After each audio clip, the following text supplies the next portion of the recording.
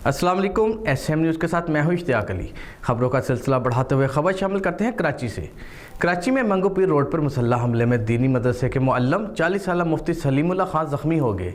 DIG waste के मुताबिक वाक़या बज़ाहिर टारगेटेड लगता है। इसी हवाले से मज़ीद तफसीलात जानते हैं ब्यूरो चीफ जुल्फ़िकार अली से। जी जुल्फ़िकार, तफसीलात से आगाह कीजिएगा। जी बिल्कुल, कराची सेंट्रल के इलाके नाज़माबाद में वाक़ दीनी मदरसे के मुअल्लम मंगो पीर रोड पर मोटरसाइकिल सवार मुलजमान की फायरिंग से शदीद ज़ख्मी हो गए।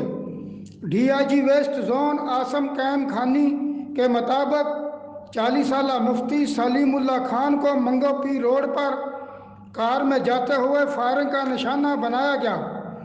इन्हें फौरी तौर पर अब्बासी शहीद अस्पताल मुंतकिल किया गया, जहां डॉक्टर्स इनकी जान बचाने की कोशिश कर रहे हैं।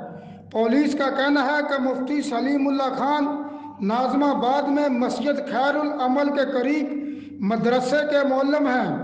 पुलिस का बताना है कि वो आज सुबह कार में अहलिया, बच्चों और 2 सालियों के हमरा औरंगी टोन जा रहे थे कि मंगो पीर रोड पर मोटरसाइकिल पर सवार 2 मुलजमान ने फायरिंग कर दी।